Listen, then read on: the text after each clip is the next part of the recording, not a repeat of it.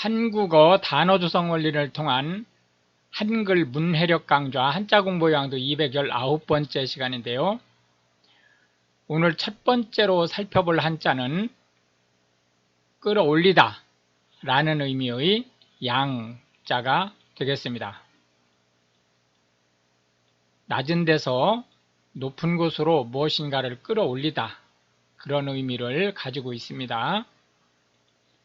하나, 둘, 셋, 넷, 다섯, 여섯, 일곱, 여덟, 아홉, 열, 열하나, 열둘 해서 총 12획에 해당하는 한자가 되겠습니다. 끌어올리다 라는 의미의 양자가 되겠습니다.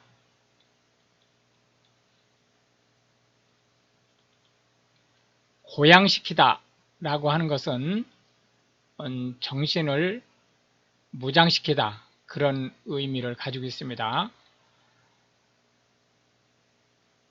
어떤 마음을 강하게 갖게 하다 라는 뜻으로 쓸 수 있습니다. 앙양하다 라고 하는 것은 어떤 정신을 함양시키다,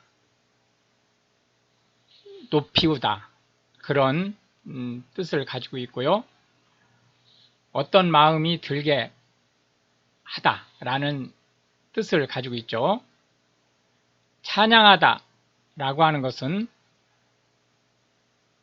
높이 알리다 라는 뜻입니다. 특히 찬양하다는 신에 대한 거룩함을 높이는 것을 찬양의 주 대상으로 삼고요. 통상적으로 일반 사람들한테 많이 쓰지 않습니다.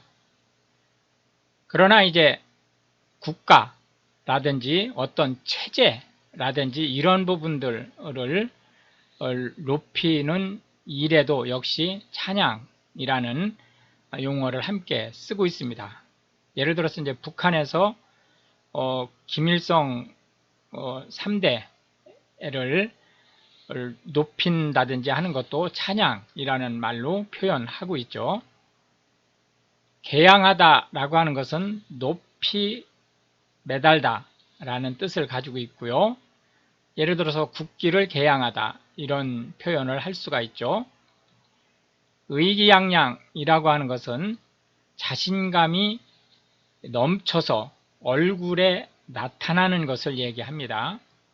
입신양명이라고 하는 것은 출세해서 이름을 널리 알리다, 그런 뜻이고, 인양하다는 특히 물속에 묻힌 것을 끌어올리다 라는 의미를 가지고 있습니다. 양력이라고 하는 것은 뜨게 하는 힘을 얘기하죠. 예를 들어서 비행기가 공중에 뜨게 하는 힘을 얘기하는 거죠. 공기부양정이라고 하는 것은 상륙용으로 사용하는 조그만 보트를 얘기합니다. 주로 공기를 내뿜으면서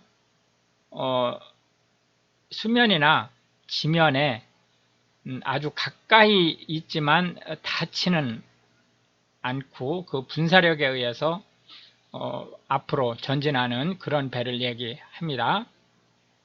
지향이라고 하는 것은 지금까지 한 말들과는 정반대입니다. 즉 이거는 억누르다, 무엇인가를 하지 못하게 하다, 그런 뜻입니다. 이 양이 끌어올리다 라는 뜻인데 지는 금지하다 라는 뜻이니까요. 끌어올리는 것을 금지하는 거죠.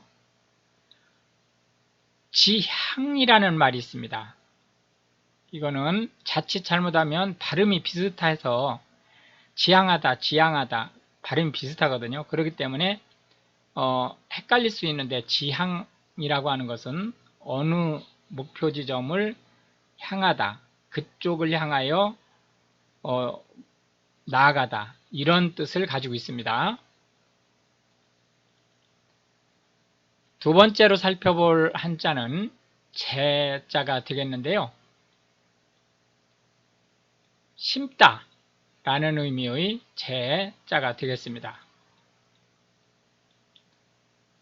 그러나 사실상 우리가 이 한자의 의미를 해석할 때는 우리가 이 심다라는 의미로 해석을 하지만 실제 그 현대 한국어에서 쓰이는 의미는 심다라는 의미가 아니고 기르다라는 의미입니다. 하나, 둘, 셋, 넷, 다섯, 여섯, 일곱, 여덟, 아홉, 열 해서 총 10획에 해당하는 한자가 되겠습니다. 그래서 식재하다 그러면 사전적으로는 식물을 심다 그런 뜻을 가지고 있는데요.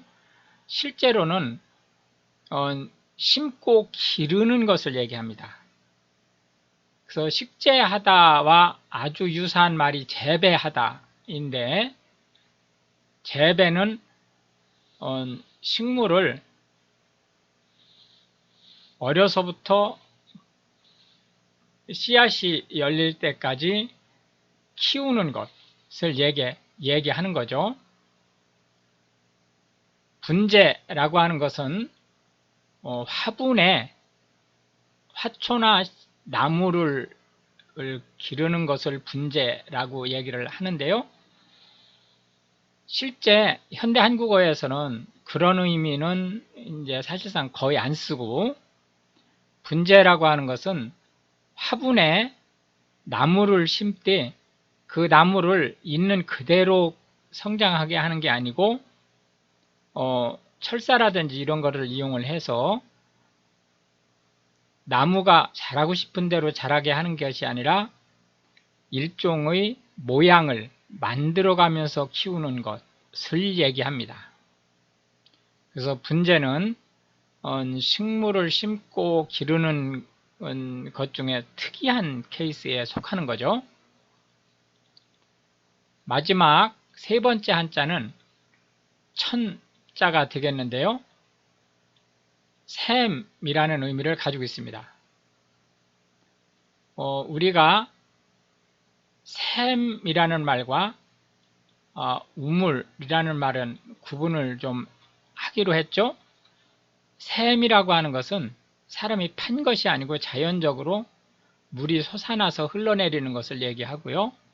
우물은 사람이 파서 물이 특히 쓸물이죠. 그게 먹기 위해서 쓰든 농사를 위해서 쓰든 어쨌든 쓰기 위한 물을 고이게 하는 것이 우물이다. 이렇게 이제 보시면 되겠습니다. 하나, 둘, 셋, 넷, 다섯, 여섯, 일곱, 여덟, 아홉 해서 총 9획에 해당하는 한자가 되겠습니다. 샘이라는 의미의 천자가 되겠습니다. 우리가 시냇물이 흐르다 할 때의 천자는 이런 식으로 쓰는 거죠. 그러니까 이 샘이라는 의미와는 전혀 다르다라고 하는 것을 기억하고요. 원천이라고 하는 것은 샘물이 흘러나오는 지점, 맨 처음에 샘물이 흘러나오는 지점이라는 뜻을 가지고 있습니다. 그러나 현대 한국어에서는 그런 의미로는 거의 안 쓰고, 쓰긴 합니다. 그러나 거의 안 쓰고, 무슨 일인가의 가장 원인이 되는 곳을 얘기합니다. 특히 원천은 이제 소득의 원인이 되는 것을 이제 집중해서 원천이라는 말을 쓰죠. 그러나 이제 소득에만 쓰는 건 아닙니다. 뭐 전반적인 그 사회 현상에서 일어나는 전반적인 것에 대해서 원천이라는 말을 쓰는데, 원래의 목적인 샘물이 솟아나기 시작하는 곳이라는 의미로는 지금은 현재 거의 안 쓴다라는 얘기죠. 부천이라고 하는 것은 불교에서 말하는 것으로 사람이 죽은 후에 가는 곳을 얘기합니다. 황천길이라고 하는 것은 요 황천이 구천하고 같은 말이죠. 요 길은 황천을 찾아가는 길이란 뜻으로 사람이 죽은 후에 황천까지 가는 그 경로를 얘기합니다. 온천이라고 하는 것은 지열에 의해서 덮여진 지하수가 샘으로 솟아 올라온 것을 얘기합니다. 무조건 그 따뜻한 물이 흘러나오면 기본적으로는 온천입니다. 그러나 우리가 이 온천이라고 하면 원래의 뜻 플러스 일종의 관광이나 유흥지로 개발된 곳이라는 의미를 가지고 있습니다. 현대 한국어에서는 오히려 그 후자 쪽이 더 많이 쓰이는 거죠. 그럴 때 유흥이나 관광지로 개발되기 위한 온천은 이제 여러 가지 엄격한 제한이 되죠.